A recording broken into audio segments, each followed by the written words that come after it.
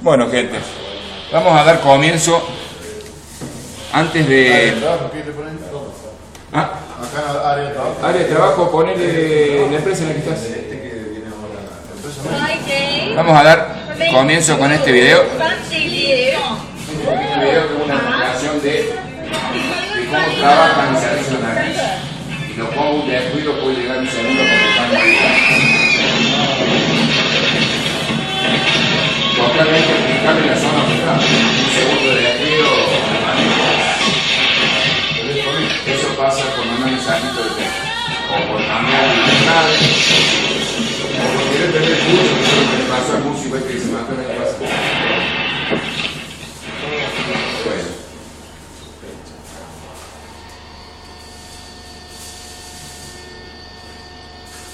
O sea, lo que intento mostrar con este video es un poco cómo a veces la desesperación nos lleva a tomar malas medidas o malas decisiones.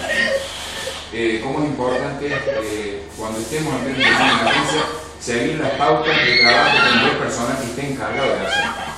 Porque por ahí a veces nos dicen, si atendé a este que está grave, atendé a este, y a veces si lo atendés no logras nada, tenés que atender a otro que sí tiene posibilidad de sobrevivir. Lo que nosotros llamamos triage, clasificación de víctimas de más. Entonces eso es importante. Primero que llega, ¿qué hace? Activa la emergencia. Pide a alguien que llame a la ambulancia y trata de tomar contacto con él.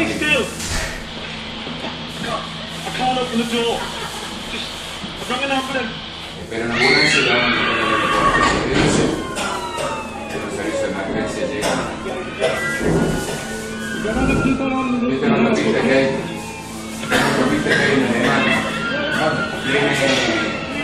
Tiene índice de respuesta médica más rápido. En menos de 5 minutos de test que ven el toque y le da la respuesta activada. Eso sí, vea que te sale cerca de 500 o 600 más. No me acuerdo dónde ahora. Legal.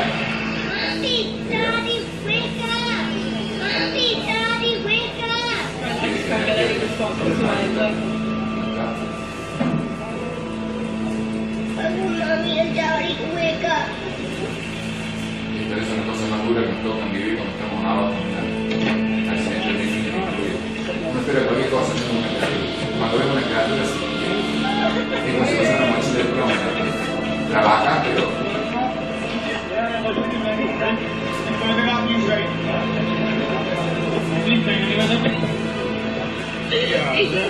Any pain in your neck at all? Nice and straight, mate. Alright, keep it to me, alright? Cassie, Newey. What's your friend's name in the back? Uno utiliza, en el caso, Jules, isn't it? significa que uno tiene posibilidad de sobrevivir, directamente se la deja en el lugar. Lo mismo que personas que tienen poca posibilidad de sobrevivir, se la dejan en una opción de tensión cuando se necesita.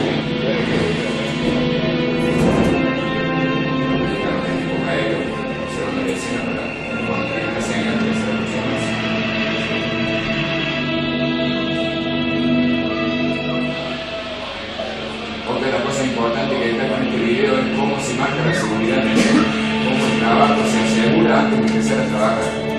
La gente que está trabajando está con los elementos de seguridad, con los DPP, y nadie que no tenga los equipos se acerca a lo mismo.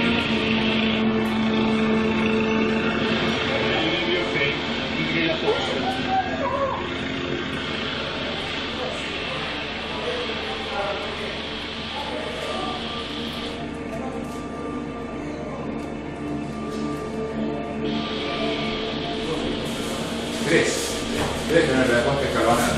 Uno que está cargando, uno que está tomando y otro que está afuera de la zona esperando la aproximación cuando se terminó el sol. ¿Ven? Ahí está. Y otro atrás de esto esperando la señal para aproximarse. Así como se debería trabajar, pero depende de que acá no tenemos los medios para hacerlo, nos tenemos que conformar con verlo, con mirarlo en otro lado. Bueno, con esto, como les decía, lo que quería mostrar es cómo se debe trabajar ante una situación de emergencia, qué es lo que debemos hacer y seguir las indicaciones del personal que esté al mando en la situación. Muchos me conocen, mi nombre es Jesús Miguel Alberto Peralta, soy enfermero técnico de emergencias médicas, supervisor de médicos de montaña, y hoy la idea es de acercarles un poco a ustedes los conocimientos básicos desde cómo debemos activar en el caso supuesto que surja una emergencia cuáles son las vías de comunicación que tenemos que realizar y cuáles son los pasos a seguir una vez activada la emergencia. ¿Qué se entiende por primeros auxilios? Son los primeros inmediatos y adecuados provisionales prestados a las personas accidentadas con enfermedades antes de ser atendido en un centro asistencial. O sea, es la primera respuesta que recibe la víctima, ya sea de una enfermedad o de un accidente. ¿Cuáles son los objetivos de los primeros auxilios? Conservar la vida, evitar complicaciones. Esto es lo más importante, evitar complicaciones. Para ello es importante que, si tienen dudas en lo que yo voy a ir explicando a continuación, me paren y me pregunten. Normas generales para prestar primeros auxilios. Actuar si tenemos seguridad de lo que vamos a hacer. Si tenemos duda o no estamos seguros, es preferible que no hagamos nada, nos mantengamos a un lado. Porque es probable que el auxilio que prestemos no sea el adecuado y termine complicando a la víctima. Conservar la tranquilidad y la serenidad es una de las cosas más importantes.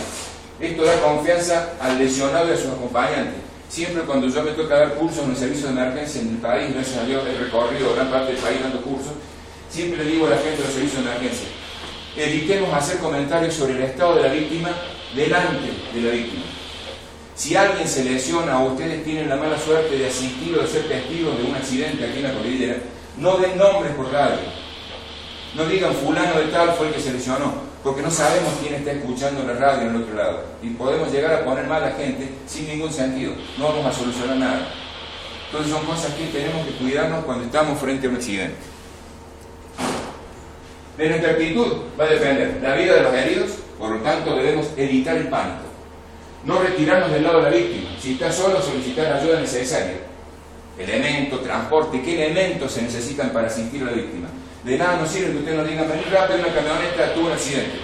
Y yo voy con la ambulancia y cuando llego al lugar me encuentro que necesito SOA, necesito elementos especiales de rescate. Es tiempo perdido. Entonces es importante cuando demos la alerta decir qué tipo de accidente ha sido, cosa de uno poder asistir de lleno con todos los elementos y ya abocarnos de lleno a la tarea de rescate del lesionado. Si estamos solos, pedimos la ayuda y volvemos y nos quedamos al lado de la víctima. Aunque sea darle la mano a la persona que está accidentada, ayuda mucho, porque la persona no se va a sentir sola. Es muy importante ese tema. Efectuar una revisión de la víctima para descubrir lesiones distintas a las que motivó la atención y que no pueden ser manifestadas por estos sus acompañantes. Eso ya es tarea nuestra, porque a veces me dicen, sí, se cayó. O viene alguien y me dice, mirá, estoy mal porque me duele la cabeza. Y yo me aboco de lleno al problema de la cabeza y tal vez el problema del dolor de cabeza sea otra causa que no la investigo. Entonces es importante investigar cuál puede ser la causa o si hay algo asociado a lo que la víctima ha sufrido. ¿Cómo vamos a activar la emergencia? Esto es muy importante. Cuando notamos una emergencia, la activación se hace pulsando la radio y diciendo emergencia, emergencia, emergencia. Esperamos unos segundos, si no tenemos respuesta, de nuevo, emergencia, emergencia, emergencia. Aquí en nuestro campamento tenemos por BLU la frecuencia, que es la que figura allí, o por el VHF directo por repetidora. Por lo que ahora estamos manejando por la repetidora, que es el canal 2. Entonces esperamos respuesta. Permanentemente hay personal que está a la escucha. Por eso a veces yo soy tan pesado a la noche y digo, chicos, por favor, cuiden un poquito la frecuencia. Pues yo entiendo que por ahí entre ustedes tienen que estar dialogando para comunicarse sus tareas, pero quien está de guardia activa o pasiva tiene que estar todo el tiempo pendiente del radio, escuchando si en algún momento se siente la palabra emergencia. Esta mañana el señor Carrueli, por radio, estaba en la madrugada, dijo, atención, atención, atención, 3 veces y rápido. No tengo que decirlo, estaba parado al pie de la cama. Y después dice, atención, no sé cuánto, ¿me estás escuchando? Bajé el volumen del radio, me volví a reportar. O sea, son detalles, que es bueno que ustedes lo sepan, para que por ahí sepan por qué uno a veces es tan reacio, y puede ser pesado que hagan bromas, y decirle, chicos, cuiden la frecuencia. Uno entiende, a veces uno está distenderse, pero el uso de la radio a veces se complica. ¿Qué es lo primero que tenemos que hacer cuando llegamos al lugar? Valorar la escena, asegurarnos que no haya riesgo para nosotros o para la gente que se va a aproximar. En el caso de aquí de la montaña, ¿cuál es la valoración que vamos a hacer? Si hay riesgo de derrumbes, vamos a valorar si hay riesgo de que el vehículo pueda seguir rodando ladera abajo, si son elementos que vamos a tener que observar para que cuando activemos la emergencia pasemos ese dato a la central que nos escucha. Determinar los posibles riesgos del escenario, que es como le decía yo recién. Yo me voy diciendo a trabajar, por ejemplo, en Carlos Paz hace unos años atrás me tocó asistir a una madre, una ama de casa, que estaba trabajando con el lavarropa había perdido agua, se arrima descalzo porque hacía calor, estaba en la pileta para desenchufarlo, había un falso contacto y la mujer queda pegada con corriente. Viene la niñita de 4 años, como vio que la madre gritaba, la quiso agarrar a la madre, estaba asustada, bueno, terminaron las 2 víctimas. Está bien, con la criatura uno no puede prevenir esa desgracia, pero uno por lo menos tiene que saber que ese riesgo puede estar antes de acercarse a tocar la víctima. Ver si hay riesgo de cable, si hay peligros de electricidad, si hay en ambientes cerrados, si tenemos riesgo de emanación de gases tóxicos, de derrumbes, todas esas cosas como hacía referencia hace un momento. Valorar la escena. ¿Es segura? ¿Hay peligro de derrumbe? ¿Fuego? ¿Humo? ¿Disminución del oxígeno? Ya aquí en este lugar ya tenemos el oxígeno disminuido, pero si tenemos un fuego cerca o humo, vamos a tener una disminución mayor de oxígeno. ¿Hay riesgo de shock eléctrico? Digamos, ¿tenemos riesgo de sufrir una descarga eléctrica? ¿Número de víctimas? ¿Se necesita equipo adicional? ¿A qué me refiero con esto último? ¿Necesitamos equipo para rescate, equipo pesado, maquinaria para mover el vehículo? Todos esos son datos importantes que, de ser posible, lo tiene que dar quien primero activa la emergencia. Si la escena no es segura, no ingresar. Mantengámonos alejados, esperemos a que el personal especializado llegue y no sumemos las cantidades de víctimas. ¿Está? Procedimientos generales. Lo primero que tenemos que hacer, solicitar colaboración a los presentes. Siempre tenemos aquí la posibilidad de que vamos con un acompañante en la camioneta, entonces le pedimos a nuestro acompañante que nos ayude, que maneje por radio, active la emergencia por radio, mientras uno va y hace contacto con las víctimas, si es posible llegar a donde están las víctimas. Esto es más que todo aplicable a la ciudad, organizar un cordón humano para evitar que la gente se encime arriba de las víctimas, porque tenemos un gran morbo en la gente. Siempre nos llegamos, cuando nos toca un accidente en la ciudad, siempre queremos atender y tenemos que estar pidiendo permiso a la gente para poder estar con el paciente. Cuando en realidad la gente tendría que tener la educación de decir, llegó la ambulancia, llegaron los bomberos, hagamos lugar. No, la gente quiere estar primero y quiere ser los primeros en ver qué es lo que pasa. Activar el sistema de emergencia, como decíamos recién, lo principal como procedimiento general. Cuando activamos, ¿qué tenemos que informar? ¿Quién modula? Localización lo más precisa posible del lugar del incidente. ¿Qué tipo de incidente es el que ha ocurrido? Como decía recién. Cantidad de víctimas que se ve. Si es necesaria una ambulancia, es necesaria 2 ambulancias, son necesarias 3 ambulancias. Existencia de riesgos ciertos o probables. Cierto si vemos que el vehículo está ladeando así, puede llegar a seguir rodando. Probable si vemos que está apoyado en una ladera, pero tenemos roca suelta alrededor. Son todas cosas que tenemos que determinar cuando estamos al lado del lugar. Cuando logremos comunicarnos, tenemos que ser concretos, tratar de responder claramente las preguntas del operador, cumplir las consignas que reciban, las indicaciones que da arriba. Y no hay problema que usted me dice, mira, se cayó, está consciente, yo le diga acá, bueno, por favor, tener la cabeza, que no mueva el cuello, nosotros estamos yendo para allá, entonces es importante que la persona que esté en el lugar se quede al lado de la víctima teniéndole la cabeza. O está con hemorragia grande, veo que la sangre sale a chorro de un brazo y una pierna. Bueno, agarra un paño, cubrirte las manos con un guante, agarra un paño y apretá sobre la herida para evitar que la persona se desangre. Siempre cuando hablo de esto recuerdo un caso de hace unos años atrás. ¿Se acuerdan la nieta del doctor Alfonsín? Que iba a una escuela secundaria bastante cara en Buenos Aires y sufrió un incidente, una puerta de vidrio se rompió cuando iba pasando. Esta niña de 15 años sufrió un corte en la arteria femoral, falleció porque no hubo nadie que apretara la herida y contuviera la hemorragia. Una maniobra tan simple como apoyar la mano, o de última, apoyar el pie y tenerlo apretado, le hubiera salvado la vida a esa criatura. No hubo quien lo supiera hacer, no hubo quien siguiera las indicaciones de la persona que estaba del otro lado, y esa persona falleció con 15 años. Entonces, por ahí uno escucha este tipo de noticias y dice, qué ironía, perder una vida por algo tan banal, que se tendría que saber en todos lados. Ser el último en cortar la comunicación.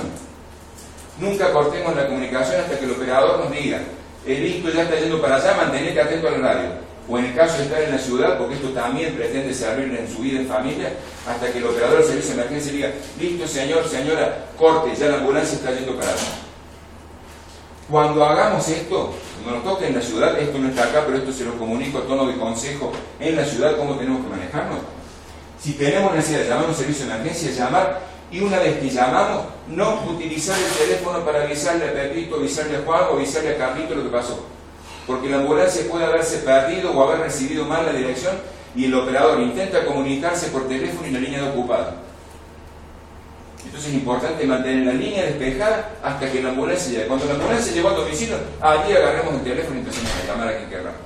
Pero hasta que la ambulancia no haya llegado, no utilicemos el medio de comunicación. Mantengamos la vía de comunicación libre. Informar a las personas que están a nuestro alrededor y a las víctimas, ya ha sido enviada la comunicación, ya está viniendo el servicio de emergencia al rescate. Eso es importante, porque va a llevar tranquilidad. Como decíamos recién, los procedimientos generales: actuar con seguridad, conservar la tranquilidad. Imagínense ustedes si están tirados en medio de una calle, un accidente, no se pueden mover, sienten dolor por todos lados y ven a uno que viene y empieza, ¡ah, por Dios, lo que le pasó! ¿Cómo se pondrían? Locos. O la otra, llegar y decirle al paciente, ¿qué pasa? No tenés nada, quédate tranquilo. Entonces, ¿cómo? No tengo nada, bombero, policía, ambulancia, toda la gente mirando, sacándome fotos. Estoy hecho percha, no me quieren decir. Entonces, mantener la calma y tratar de dar información concisa, pero ser realista. Es decir, mira, has tenido un accidente, estás herido, pero te vamos a asistir o vas a recibir la ayuda que necesitas. Parece grave, pero quédate tranquilo. O sea, darle tranquilidad al paciente y que él no tenga confianza. Dar órdenes claras y precisas. Esto es importante. Cuando uno llega a una escena de un accidente, decirle, vos haces esta cosa. No, a ver quién, por favor, puede agarrar una radio y llamar. Porque si damos esta orden, o en la ciudad, ¿quién tiene un teléfono para llamar a un servicio de emergencia? Nadie quiere despegarse del accidente, entonces nadie lo hace. Entonces ahora, como todo el mundo tiene teléfono celular, es fácil señalar a uno y decirle, vos, andá y llama a un servicio de emergencia. Entonces todas las miradas van a estar centradas en esa persona y esa persona va a cumplir la misión. Y aquí lo mismo con la radio. Vos que tenés la radio, llamá y avisame cuando estés comunicado. Eso es importantísimo. La evaluación inicial, estado de conciencia, saber si la persona responde o no responde a las órdenes verbales que le damos. Hola, ¿me escuchás? ¿Estás bien? Si nos responde, ya sabemos que tiene una vía aérea permeable, es decir, que está respirando. Si está respirando, sabemos que va a tener una buena circulación. Entonces son cosas que vamos descartando. Ahora, si nosotros le decimos, ¿me escuchás? ¿Estás bien? Y la persona no nos responde, ahí ya no sabemos si su vía aérea está permeable, si la persona está respirando, porque no respondió. Ahora, si se está quejando o está llorando, sabemos que está respirando. Tenemos que observar hemorragias, fracturas, observarlo en estado de observación general, ver qué vemos de raro, nada más que eso. No hacer diagnóstico, pero si mira, cuando ya por radio, mira, veo que un miembro está desviado, una pierna está desviada, o veo que hay mucha hemorragia. Entonces son cosas, datos ciertos, no diagnósticos, sino datos ciertos de lo que uno observa. Aquí vemos en la imagen cómo se toma la persona de los hombros y levemente se lo sacude, o se lo aprieta, o se lo pellizca, para asegurar de darle una sensación algo doloroso para que la persona obligada nos responda. La exploración de la conciencia. ¿Qué le pasa? ¿Me oye? ¿Se encuentra bien? No contesta. Se lo mueve suavemente de sus hombros. Esto vamos a evitar hacerlo aquí por el riesgo de lesión. Lo que vamos a hacer es producir un estímulo doloroso, pellizcarlo, para que la persona reciba ese estímulo doloroso y reaccione. Observando sus reacciones, gemida, apertura de ojos, movimiento de cabeza. Si no existe reacción, el paciente está inconsciente. Si es inconsciente el paciente que está tirado en el piso y yo lo hablo, lo sacudo, lo pellizco, lo pateo y no me responde, ese está inconsciente. Lo de pateo lo dije como una exageración, no vayan a patear a nadie. Si contesta, el paciente mantiene las constantes vitales. Sabemos que su conciencia es su respiración y por lo tanto tiene pulso. Eso es importante saber. Se pasa a la exploración de la respiración en el caso de que el paciente nos conteste. Consulta. Sí. Si el paciente está inconsciente, o sea, no nos queda más que activar la emergencia.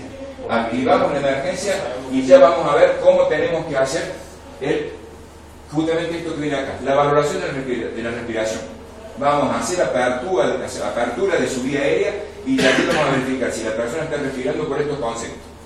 Nos hincamos al lado del paciente y pretendemos solamente, en el caso de que no sea víctima de un accidente, si es víctima de un accidente, lo que hacemos es fijar la cabeza y desplazar la mandíbula hacia adelante lo más que podamos sin mover el cuello. Y ahí vamos a ver si hay movimiento torácico con cada respiración. Si ¿qué tenemos que hacer acá? Abrir, porque con tanta ropa que tenemos ese movimiento muchas veces queda oculto, entonces tenemos que abrir. Y vamos a ver si el tórax se expande con cada respiración. Vamos a tener nuestro oído cerca para saber si la persona está respirando. Y vamos a sentir el aliento en nuestra mejilla. Son 3 factores que vamos a utilizar para saber si la persona respira. Mirar el tórax, escuchar si hay entrada y salida del aire y sentir sobre la cara nuestra si la persona está exhalando, está largando el aire. El pulso cardíaco. ¿Dónde se toma el pulso de una persona para saber si realmente está con vida o no está con vida? La mayoría de la gente dice, se desmayó y no tiene pulso. ¿Por qué? Porque buscan el pulso radial, el pulso que se encuentra aquí, en la muñeca. La mayoría de la gente va y busca el pulso acá. Y este pulso se pierde con menos de 8 de máxima de presión arterial, ya que el pulso no está. Si la persona puede estar con menos de 8, no va a tener pulso, pero puede andar perfectamente, tal vez un poco mareada si no está acostumbrado, pero puede movilizarse. El pulso que se debe controlar es el pulso del cuello, el pulso carótido. Este pulso, mientras haya una actividad cardíaca compatible con la vida, vamos a notar el pulso así. Si no lo notamos, así su corazón esté trabajando, vamos a hacer cuenta que no hay pulso.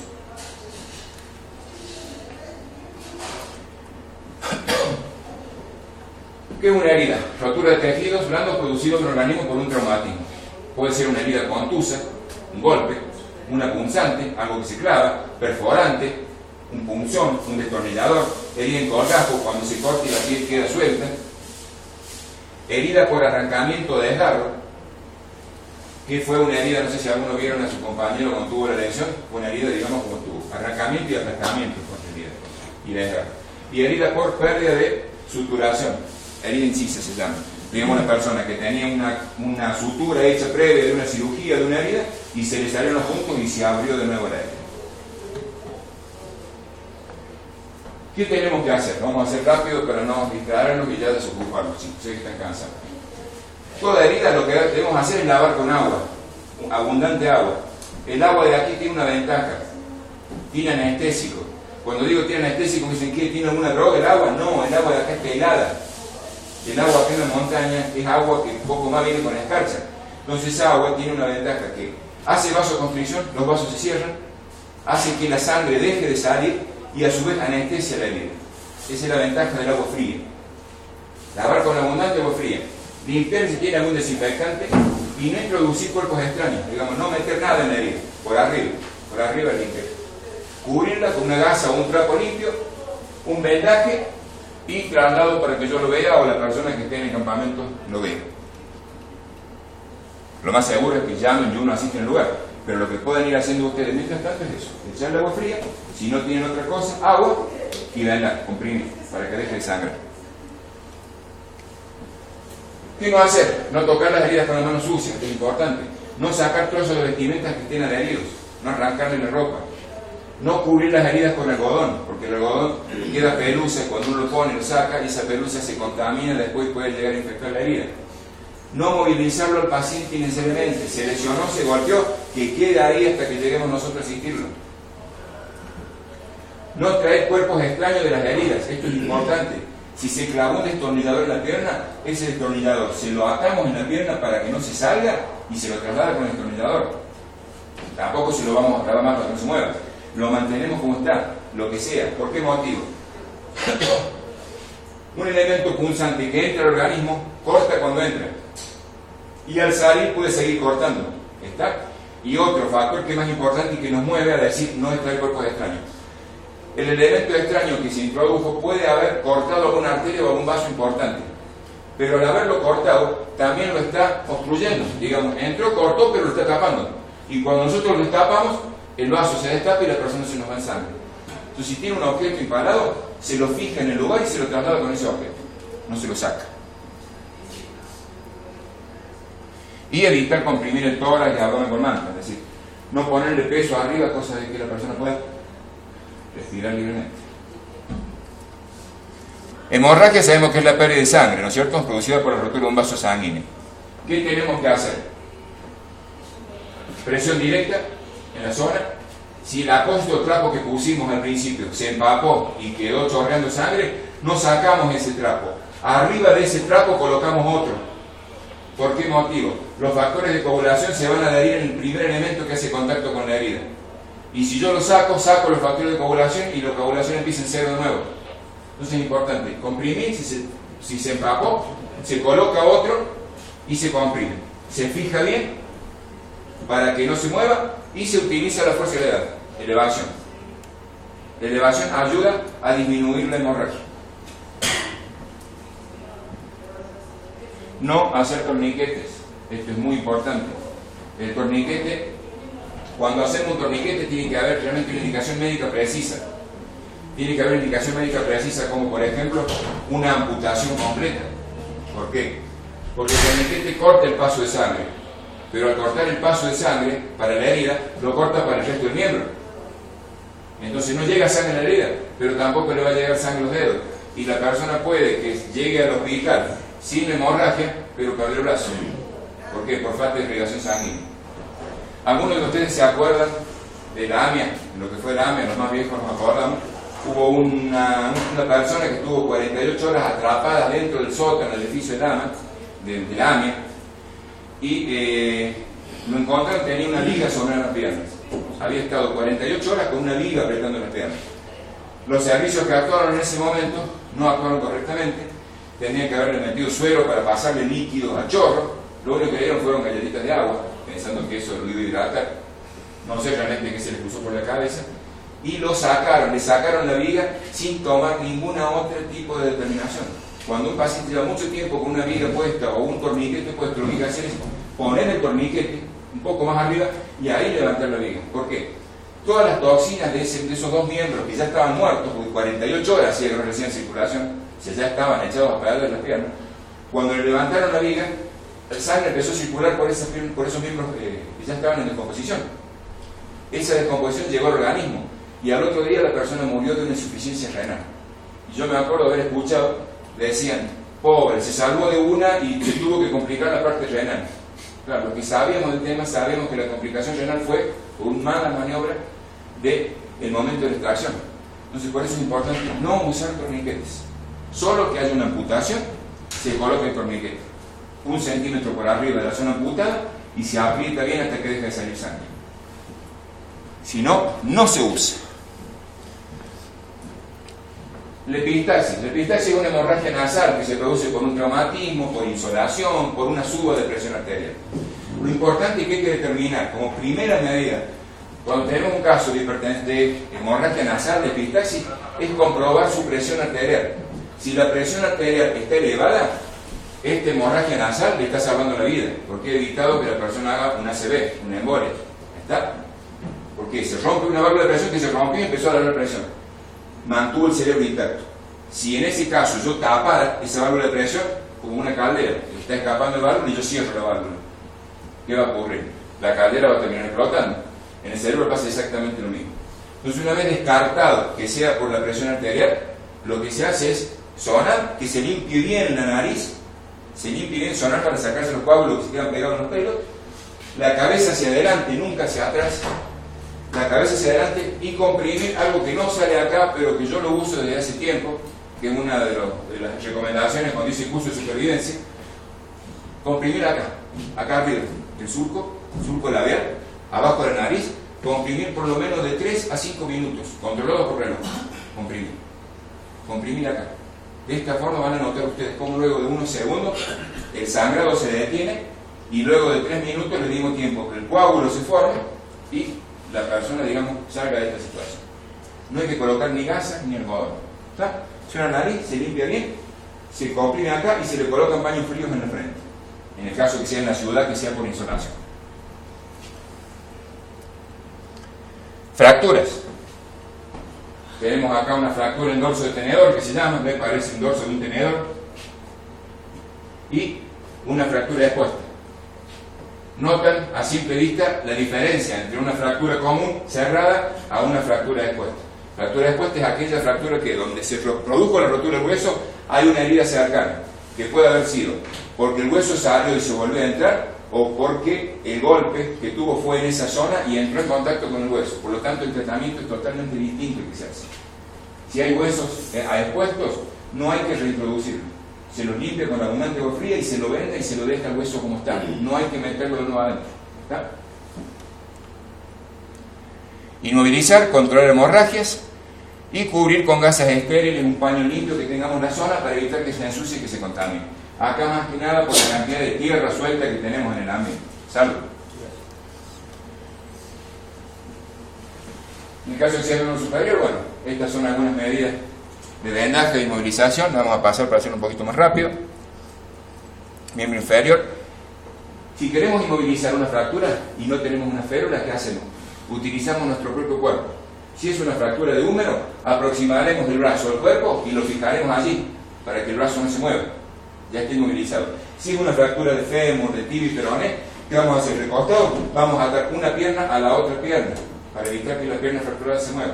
O sea, vamos a utilizar el propio cuerpo para inmovilizar la fractura. En fracturas de posta solamente se cubre e inmoviliza. Nada de movimiento brusco, ni, como les decía recién, reintroducir los fragmentos óseos. Heridas con elementos incrustados, como yo les decía, limpiar la zona, inmovilizar y trasladarlo. No se deben extraer. No retirar el objeto, fijar el objeto para evitar que se mueva. Acá tenemos un ejemplo de un cuchillo que está introducido y al moverse, el ángulo de movimiento adentro va a producir más cortes. Entonces hay que fijarlo para evitar que se mueva. Ahí está, ¿ves? Una fijación hecha con gasas y así se lo traslada. ¿Qué hacer? Activar el sistema de emergencia, colocar a la víctima en posición cómoda, asegurar e inmovilizar el objeto incrustado con un vendaje, gasa u otro elemento que tengamos a mano, toalla, frazada. ¿Qué no hacer? Como decíamos recién, intentar retirar el elemento. Bueno, vamos quemadura y cortamos acá y después lo seguimos otro día con el resto, que son las que se nos pueden llegar a dar acá. Quemadura vamos a tener la superficial o de primer grado, la tipo A, la intermedia o segundo grado, la tipo AB, y la profunda de tercer grado, tipo B. La tipo A o de primer grado es aquella quemadura superficial que se puede dar por estar en contexto a algo radiante, el sol, una losa radiante, algo que producía mucho calor y nos enrojeció. La quemadura que se produce por el sol es una quemadura de primer grado tipo A. La quemadura tipo AB o de segundo grado es aquella quemadura que ya empieza a formar ampolla, es decir, ya altera más tejidos, epidermis y dermis. Entonces ya ha involucrado mayor tejido, en la primera solamente el epidermis y en la segunda ya tenemos más tejido involucrado, se forman ampollas. ¿Qué tenemos que hacer con esas ampollas? No reventarlas, lavar con abundante agua fría y cubrir con un paño y mantener ese paño mojado para que no se pegue. No agregar aceites, no agregar dentrífico, no agregar ningún tipo de crema que no sea la indicada para la quemadura. ¿Está? Nos ha tocado llegar a accidentes o lugares de domicilio donde se ha quemado una víctima, una quemadura, y encontrar ensalada en vez de una víctima. Porque se quemó y la abuela le puso aceite y arriba una hoja de lechuga porque decía que eso le absorbía el calor, o una rodaja de tomate junto con aceite porque el tomate absorbe líquido y termina deshidratando la herida. Si una herida una quemadura de primer grado la transforma en la de segundo grado. El dentrífico tiene el mismo efecto. Muchos lo usan porque tiene un efecto refrescante. Sí, al principio te lo pones, te refresca, pero cuando se secó te empiezan a salir las ampollas porque te agrava la lesión. ¿Qué se hace? Agua fría, cubrir y traslado hacia el centro hospitalario, o en este caso que están ustedes aquí, nos llaman directamente a nosotros. ¿Qué hacer? Lavar con abundante agua fría, interrumpe el mecanismo de lesión, y en el caso de que sea alguna quemadura por alguna sustancia corrosiva, eliminamos la sustancia que está produciendo la corrosión en el tejido.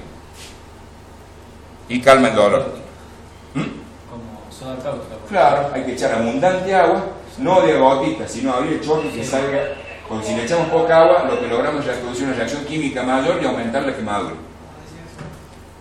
Bueno, romper ampolla, aplicar crema u otros elementos. No quiero molestarlos más, así que vamos a dar concluido acá la charla. Espero que les haya sido de utilidad. Más adelante, vamos a ver si para el fin de semana podemos continuarlo, así no nos va a ver, porque recién teníamos vuestros trabajos, vuestras tareas y están contadas. Lo que les voy a pedir, por favor, que me firmen la planillita, así tengo una constancia de que han venido.